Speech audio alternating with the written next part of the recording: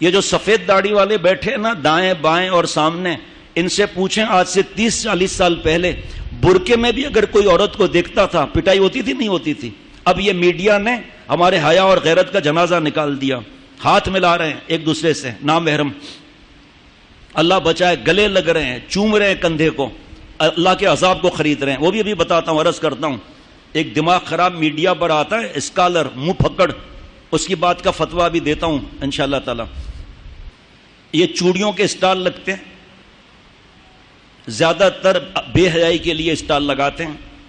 ماں ساتھ میں ہے، باپ ساتھ میں ہے، شوہر ساتھ میں ہے، وہ چوڑیاں پہنا رہے ہیں جان بوجھ کر کم سائز والی، تاکہ حرام مزے لیتے رہیں اور ناپاک ہوتے رہیں اور ہماری بہو بیٹیاں ہنستی رہیں. اور ہم باپ ہیں، کاش کہ ہمیں معلوم ہو جائے کہ ہم اپنے اولاد کی تربیت نہیں کرتے تو پکڑ کا کیا خطرہ ہے، اور تربیت کی پھر خدا نخواستہ اولاد ٹریک سے ہٹ گیا، اس میں ہمارا پھر کوئی واسطہ نہیں. لیکن ہم دعا کرتے رہیں گے، گلے لگاتے رہیں گے، بیانات میں لاتے رہیں گے، ہدیے تحفے بھی دیتے رہیں گے اپنے بیٹے کو، قطع تعلق نہیں کریں گے اس بیٹے سے.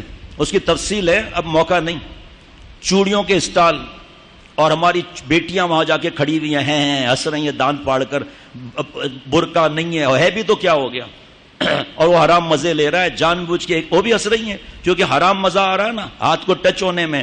آپ صلی اللہ تعالی علیہ وسلم نے ساری زندگی کسی نامحرم کو ٹچ تک نہیں کیا. ابھی میں انشاءاللہ حدیث پاک پڑھ کے بھی سناتا ہوں. جب میڈیا پر بکواس کرتے ہیں کہ ہاتھ نہ ملانا آپ صلی اللہ علیہ وسلم کی نعوذ باللہ عادت تھی، ابے جاہل، جو آپ صلی اللہ علیہ وسلم نے کام نہیں کیا وہ کرنا ہی نہیں ہے. وہ یہ کہنا کہ آپ صلی اللہ علیہ وسلم برا لگتا تھا اس لیے وہ ہاتھ نہیں ملاتے تھے، تو تجھے برا نہیں لگتا؟ مثال بتا رہا ہوں، میں تو حدیث پاک کی بات کروں گا، عقلی بات نہیں کروں گا. لیکن عقلی بات یہاں کر رہا ہوں کہ نبی صلی اللہ علیہ وسلم تو برا لگے، تو کیا کھلا سانڈ ہے؟ جیسے آپ صلی اللہ علیہ وسلم نے فرمایا کہ سب سے پہلے میں اٹھوں گا، میرے بعد ابو بکر، پھر عمر رضی اللہ تعالی عنہما، پھر سب سے پہلے میں جنت البقیع والوں کی شفاعت کروں گا، پھر مکہ شریف جنت المعلا والوں کی شفاعت کروں گا، پھر طائف کی، پھر سارے دنیا کی. اللہ تعالیٰ کی وحی نہیں آئی کہ محبوب صلی اللہ تعالیٰ علیہ وسلم آپ نے میرے شہر کو بعد میں رکھا، اپنے شہر کو پہلے رکھا. اس کا مطلب اللہ تعالیٰ کو یہ بات پسند ہے.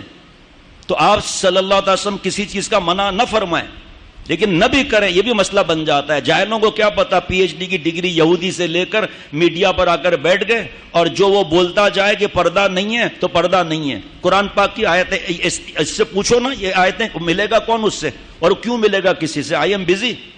اور اگر مل بھی لیے، انہوں نے یہ بتا بھی دیا کہ یہ قرآن پاک کی آیتیں پردے کے تو کھلا سانڈ ہے، پردے کے خلاف بولتا ہے. کہ تم اس مقام پر نہیں ہو جس میں مقام پر ہوں، میں اس کو جتنا سمجھتا ہوں تو نہیں سمجھتا.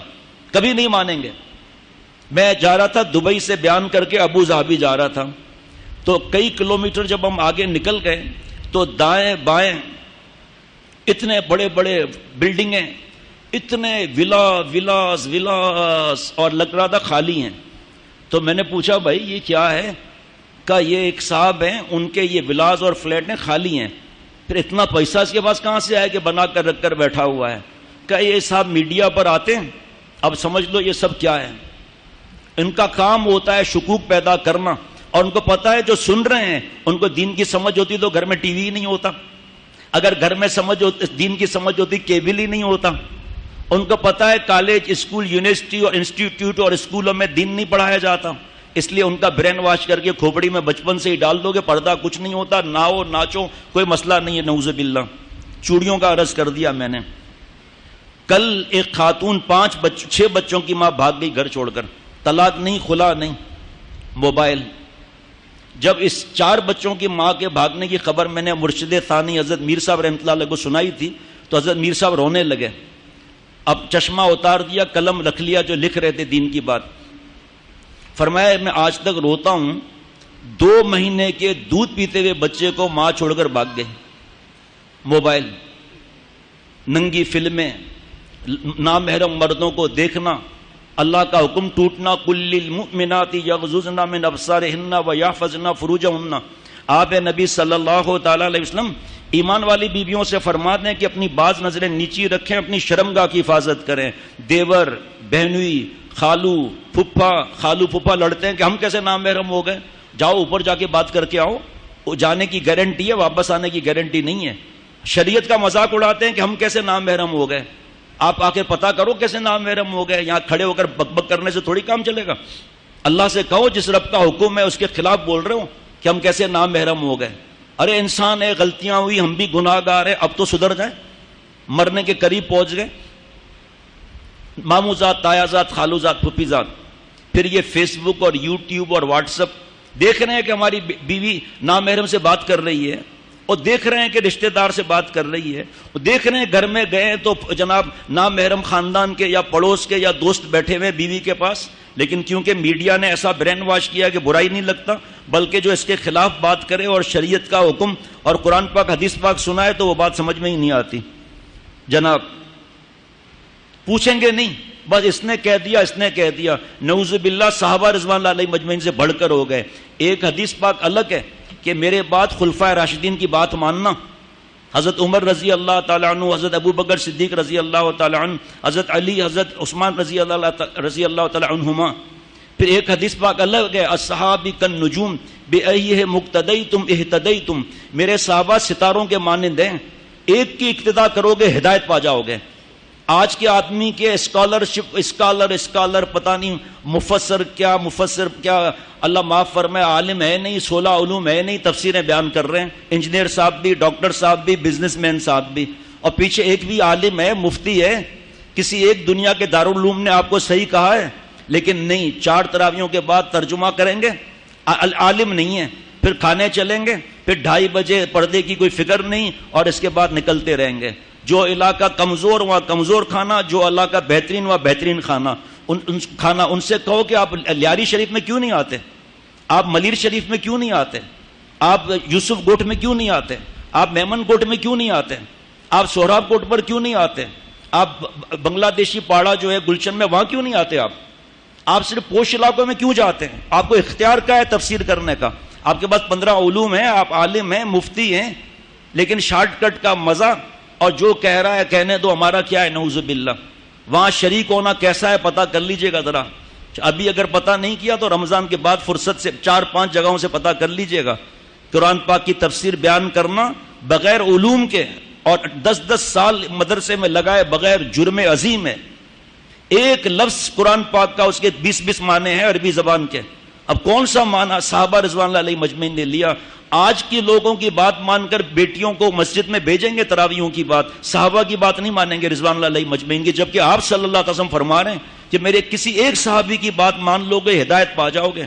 وہ بات حضرت ابو بکر صدیق رضی اللہ تعالیٰ کی بات نہیں مانیں گے. آج والے کی بات مان کر گھر سے نکلنے کا شوق ہے, چلو مولویوں کی باتیں ہیں, آؤ بیٹھو مولویوں کی باتیں یا کس کی باتیں ہیں. دارالعلوم بنوری ٹاؤن میں سوال آیا کہ نامحرم سے مسافر کے کیا احکام ہیں اور اس کے ناجائز ہونے پر قرآن اور احادیث کی کیا دلائل ہیں.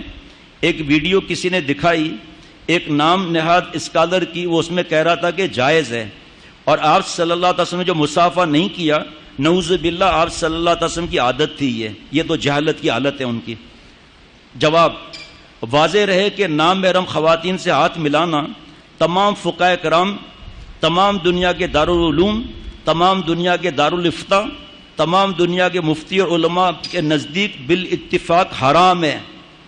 جو یونیورسٹی کالج میں بھی ہاتھ ملائے جا رہے ہیں حرام ہے. اس کی دلیل قرآن پاک میں موجود ہے. آپ صلی اللہ علیہ وسلم نے نامحرم خواتین کو چھونے پر بھی شدید وعید سنائی ہے, اور ہاتھ ملانے میں چھونا ہی نہیں, نامحرم کا ہاتھ پکڑنا بھی پایا جاتا ہے. جیسا کہ طبرانی میں یہ دلائل لائے نا, جو ہم دلائل دے رہے ہیں, اور اتنا بڑا فتویٰ ہے, اس میں قرآن پاک حدیث پاک کے دلائل سب لکھے ہوئے ہیں. یہ سب میں پڑھوں گا تو پھر اثر بھی ہو جائے گی, نہ میں اس کو سمجھا سکوں گا اس کے تشریح کو, لیکن پورا لکھا ہوا ہے تفصیل. یہ دلائل پیش کریں نا. اب جناب طبرانی میں بروایت حضرت معقل بن یسار رضی اللہ تعالیٰ عنہ رسول صلی اللہ علیہ وسلم کا فرمان منقول ہے کہ اپنے سر کو لوہے کے کنگن سے زخمی کرنا بہتر ہے اس بات سے کہ وہ نامحرم خاتون کو چھوئے. لاؤ تم دلیل. صرف میڈیا پر آ گئے پیسے لے کر اور دین کے اندر بگاڑ پیدا کر کے عذاب خرید رہے ہو, اور جاہل مانے گا, عقل مند نہیں مانے گا. کہ پیٹرول اور بارود کا ملنا کیسا ہو جائے گا. پیٹرول پمپ پر تو لکھا ہے کہ سگریٹ نہ پیجئے, اور کوئی ایسی شعلے والی چیز نہیں, اور نامحرم کے ساتھ شعلے والی چیز اور بارود ہو کوئی بات نہیں. یہ میں سب دلائل نہیں پیش کر سکتا. بخاری شریف کی روایت میں تم لاؤ نا، بخاری شریف کی روایت کے ہاتھ ملانا کوئی منع نہیں ہے. قرآن پاک، بخاری شریف، حضرت عائشہ ہماری اماں حضرت عائشہ صدیقہ کائنات ہیں، ام المومنین ہماری ماں ہیں، فرماتی ہیں کہ رسول اللہ صلی اللہ تعالی علیہ وسلم ہجرت کر کے مدینہ آنے والی خواتین کا سورہ تحریم کی آیت کے مطابق امتحان لیتے کہ وہ کہیں اللہ اور رسول کے علاوہ کسی اور مقصد سے ہجرت کر کے نہیں آئیں. جب وہ امتحان پر پوری اتر آتی تو آپ صلی اللہ علیہ وسلم ان سے کہتے کہ میں نے تمہاری زبانی بیعت کر لی. جناب آپ صلی اللہ علیہ وسلم پردہ فرماتے تھے. ذرا دیکھیے سورہ نور کی آیتیں، سورہ احزاب کی آیتیں، نبی کی بیویاں کر کے خطاب ہو رہا ہے. اور عید کے دن کتنا بڑا گناہ ہوتا ہے دعوتوں میں، یہ آنکھوں کا زنا الگ ہوتا ہے، نبی صلی اللہ علیہ وسلم کی بد دعا الگ ہوتی ہے. صرف ایک کنات لگ جائے، رشتہ داروں کو بتا دیں کہ مرد ہوں گے، عورتیں ہوں گی الگ. حضرت عائشہ فرماتی ہیں کہ بخدا ہماری ماں رضی اللہ تعالیٰ قسم کھا رہی ہیں خدا کی کہ بخدا رسول اکرم صلی اللہ تعالی وسلم نے بیت میں کسی بھی خاتون کو ہاتھ تک نہیں لگایا.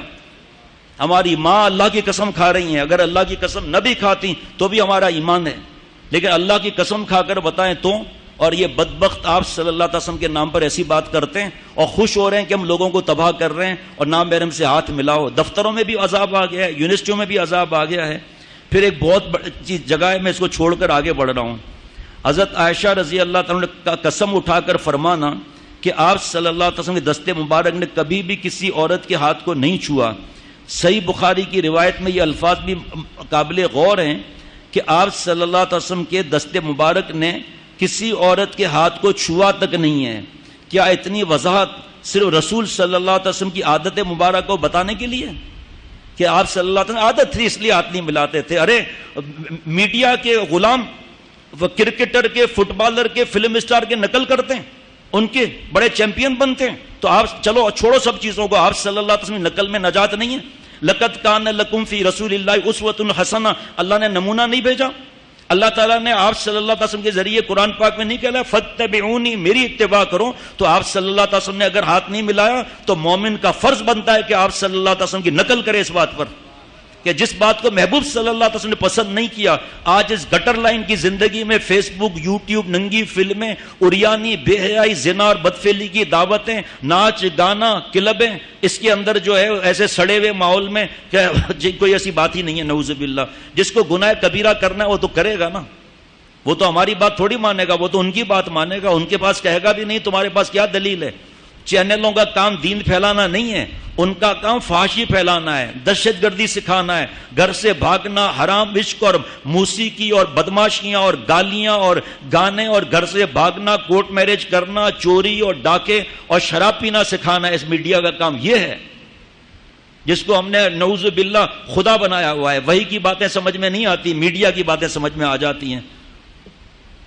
صحیح مسلم کی روایت کہ آپ صلی اللہ علیہ وسلم کی ہتھیلی نے کسی نامحرم کی ہتھیلی کو نہیں پکڑا. بخاری شریف کی ایک اور روایت میں ہے کہ آپ صلی اللہ علیہ وسلم کے ہاتھ نے کسی خاتون کے ہاتھ کو نہیں پکڑا. حدیث پاک ابو داؤد شریف کی، صحیح مسلم کی حدیث نمبر 2657، آؤ پیش کرو، جلد نمبر 3 صفحہ نمبر 484، حدیث پاک نمبر 2153 2153 ابو داؤد شریف. ہاتھ بھی زنا کرتے ہیں، ہاتھ بھی زنا کرتے ہیں. آپ صلی اللہ علیہ وسلم فرماتے ہیں اس کا زنا نامحرم کو پکڑنا ہے. ان احادیث میں ذرا غور سے سننا، ان احادیث میں ہاتھ سے چھونے اور پکڑنے کو بھی زنا کہا گیا ہے. غیر محرم سے ہاتھ ملانے میں پکڑنا بھی پایا جاتا ہے. اتنی شدید وعیدیں کسی ناجائز اور حرام کام پر ہی ہو سکتی ہیں، صرف ناپسندیدہ عمل پر بھی اتنی سخت وعیدیں بیان نہیں کی جاتی. اب اس کو عالم سمجھا سکتے ہیں، مفتی، کہ ان جملوں کا مطلب کیا ہے. معلوم ہوا کہ غیر محرم سے مصافحہ گناہ اور ناجائز ہے. جب نامحرم کو دیکھنا حرام ہے، دیکھنا قل للمؤمنین یغضوا من ابصارہم، جب دیکھنا حرام ہے تو چھونا کیا ہوگا؟ وہ تو زنا کے اندر ایک اسٹیج اور آگے بڑھ جاتا ہے. کیونکہ ہاتھ لگانے یا مصافحہ کرنے میں دیکھنے سے زیادہ فتنہ ہے، لہذا قرآن پاک اور حدیث پاک میں حرام ہونے کا آنے کے بعد بھی اس کو کم علمی اور کم عقلی کی دلیل ہے کہ اس کو بیان کیا جائے کہ کوئی فرق نہیں پڑتا۔ اللہ تعالیٰ میرے رب سب کے حال پر رحم فرمائے۔